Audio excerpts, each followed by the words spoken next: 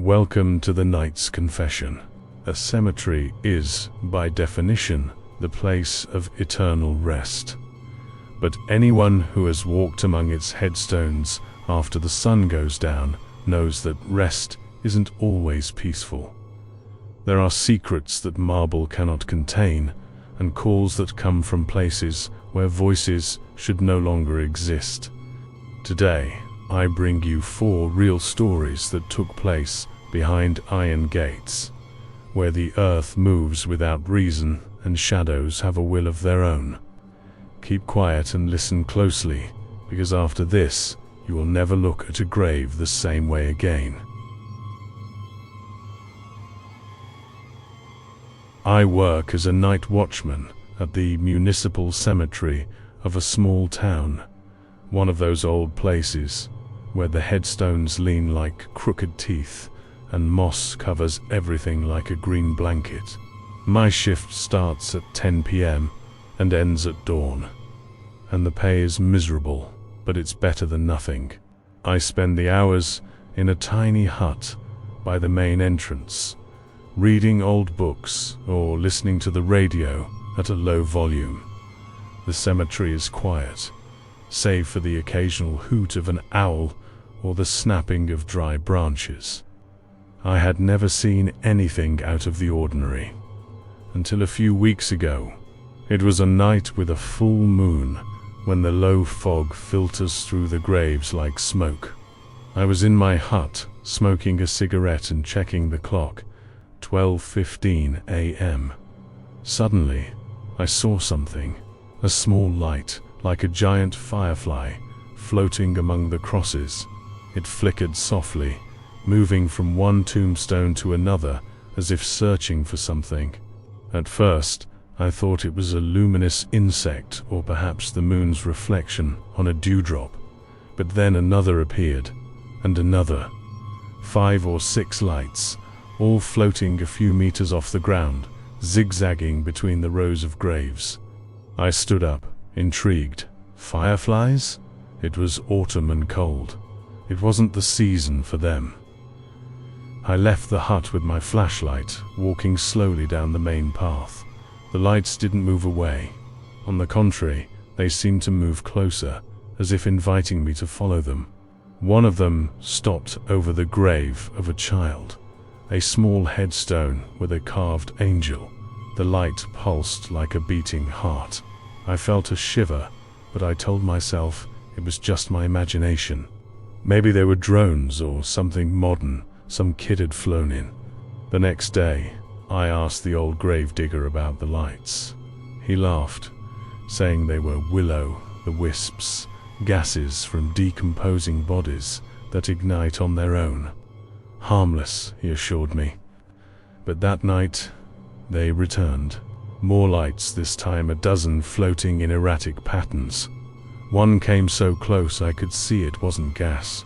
It was a small, bluish flame with a reddish edge. It didn't smell like anything, but when I reached out my hand, I felt heat like that of a nearby candle. I decided to investigate.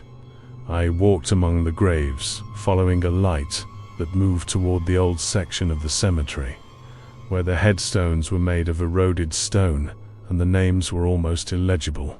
The light stopped over a recently opened grave, that of a woman who had died in a fire. The flame grew brighter, and I swore I heard a whisper, like wind through leaves. But there was no wind. I backed away, tripping over a root, and the light went out suddenly. The following nights, the lights appeared without fail. I began to notice patterns. Some lights floated peacefully, as if guiding someone. Others were aggressive. Once one followed me, pulsing faster as I neared the hut. One night, I saw a light land on the ground near a fresh grave. As I approached, I found something, a withered flower, placed there by someone. Who was leaving flowers at midnight? The cemetery was closed. Only I had a key. The subtle terror began then. Were they lights from hidden flashlights? People hiding in the shadows, watching me? I started patrolling more, but I never found anyone. One night, a light led me to the grave of my grandfather, buried there years ago. The flame hovered over the headstone, and I felt a pressure in my chest, as if someone were accusing me. I remembered stories from my childhood. My grandfather died in an accident that I indirectly caused, playing with fire near his house. Was it guilt? My mind projecting fears. But not all the lights were harmless. One night, I saw a red light, larger, floating over the grave of a local murderer, a man who had killed his family in the 70s.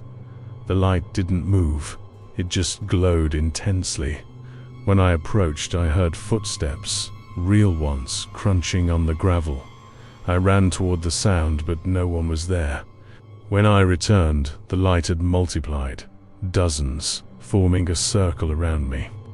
My flashlights died on its own, and in the darkness, I felt eyes watching me. Not physical presences, just the certainty that something was observing me, something that didn't want me there. Since then, the lights appear every night. Some guide me to forgotten graves, as if revealing secrets. Others corner me, making me doubt my sanity. The old gravedigger says they are gases, but I know they are not. They are memories, guilts, or perhaps something worse, signs that the cemetery is not empty. The dead do not walk, but their echoes do, and not all of them are benign. Every midnight I wait, and the lights float among the crosses, reminding me that in this place, the line between the living and the gone is thin, and I, the watchman, am the only one who sees them.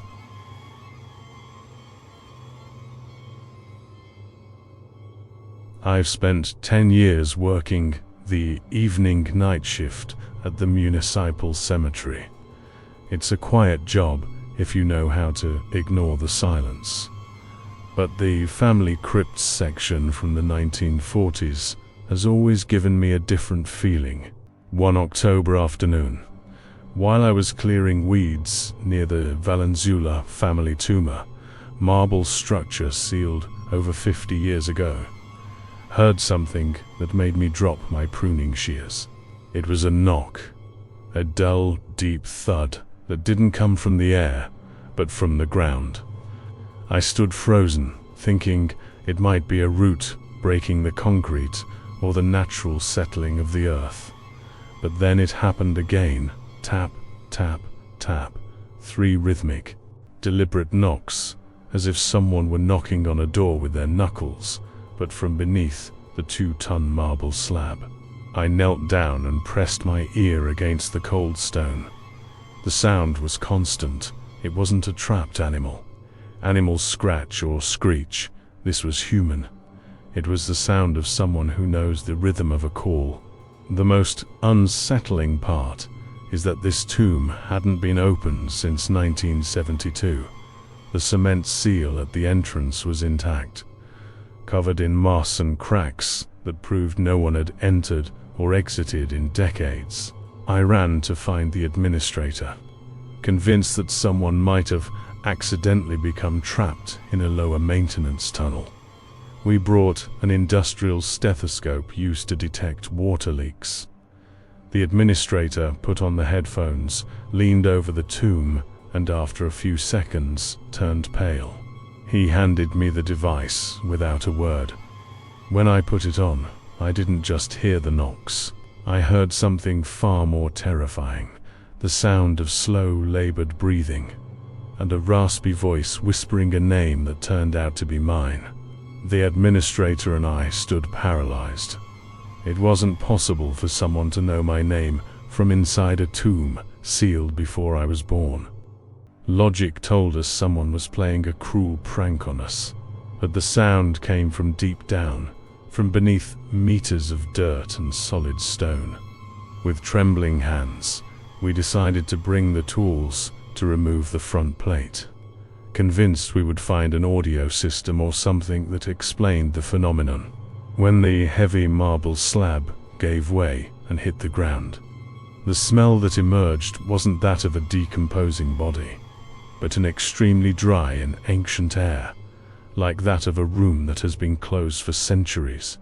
We shone our flashlights into the interior of the crypt. The wooden caskets were ruined by time, reduced to splinters and dust. But in the center, on the stone floor, we saw something that chilled our blood. There was no one alive in there, but on the back wall of the crypt, right behind, where the patriarch of the Valenzuelas should have been resting, someone had scratched the stone with incredible desperation. There were thousands of fingernail marks, and right in the center, deeply engraved into the rock, was my full name and today's date, January 24th. The terrifying part wasn't that it was there, but that the marks looked fresh, as if the stone dust had just fallen to the floor at that moment. The stethoscope that was still connected to the back wall emitted one final sound, a dry cackle that cut off abruptly. We left and sealed the crypt with fresh cement that same night.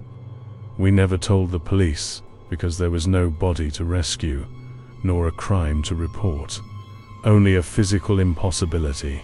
Today is January 24th, and although I no longer work at the cemetery, I spent the entire early morning hearing those same 3 knocks, but this time they didn't come from the ground, they came from inside the wall of my own room.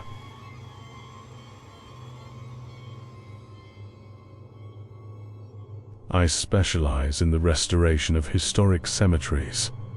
Many do not know that in the mid-1800s, the fear of being buried alive was so great that safety coffins were invented. These had a tube that reached the surface and a silk thread tied to the deceased's hand, connected to a small bronze bell above the grave. If the dead woke up, they only had to move their hand to call for help. In the San Judas Cemetery, where I was working, only one of those bells remained functional in the oldest section. It belonged to the grave of a young woman who died under strange circumstances in 1885. One summer night, as I was finishing documenting some nearby headstones, the air became completely still. Not a leaf moved. There was not even a breeze. And suddenly, the sound broke the silence, a sharp, metallic clink, clink, clink. I froze. I turned slowly toward the young woman's grave. The small bronze bell was swinging forcefully, but the silk thread going down into the earth was taut, pulling downward with rhythmic jerks. It wasn't the wind. Something 2 meters beneath my feet was pulling the cord. The mechanism, rusted for over a century, creaked with every movement, as if the pulley were making an enormous effort not to break. I approached, convinced that a small animal, like a badger or a rat, had become entangled with the thread underground. I took out my flashlight and shone it on the base of the bell. That was when my heart stopped. The silk thread was not entangled. It was moving with a terrifying intelligence. 3 short tugs, 3 long, 3 short, SOS. Someone, or something, was sending a coded message from a grave that had been sealed for 140 years. I stared at the Morse code, engraved in the air by that rusty bell. Fear told me to run, but professional curiosity kept me there. I took out a small hand shovel, determined to dig down just a few inches, to see if the ventilation tube was obstructed or if an animal was truly causing the movement. As soon as I removed the first layer of dirt, the ringing of the bell became frantic, deafening, as if the being pulling the thread had sensed my presence. Suddenly, the silk thread stopped. There was a silence of barely 3 seconds, and then, with a violent tug, the cord was sucked into the earth with such force that the bronze bell snapped off its support, hitting me in the hand before disappearing down the narrow ventilation duct. I approached the hole of the tube and, shining my flashlight, I saw something that defied all logic. The thread was not broken. It was descending rapidly, sliding into the deep darkness of the coffin. I put my ear to the mouth of the tube and heard a sound that made me recoil, the sound of long fingernails scratching the metal inside, followed by a feminine whisper that rose through the duct like a current of cold air. The voice said, "Thank you for the light. Now I can see the way." At that instant, the earth around the grave began to sink, as if the coffin below had suddenly collapsed or opened. I ran out of there and did not return until the following morning with the maintenance crew. When we excavated to repair the damage, we found the coffin from 1885. It was open from the inside. The wood had splintered outward. The most disturbing thing was not that it was empty, but that on the decayed silk pillow, we found the bronze bell that had fallen the night before, and next to it a lock of blonde hair, fresh and shiny, that bore no trace of having spent over a century underground.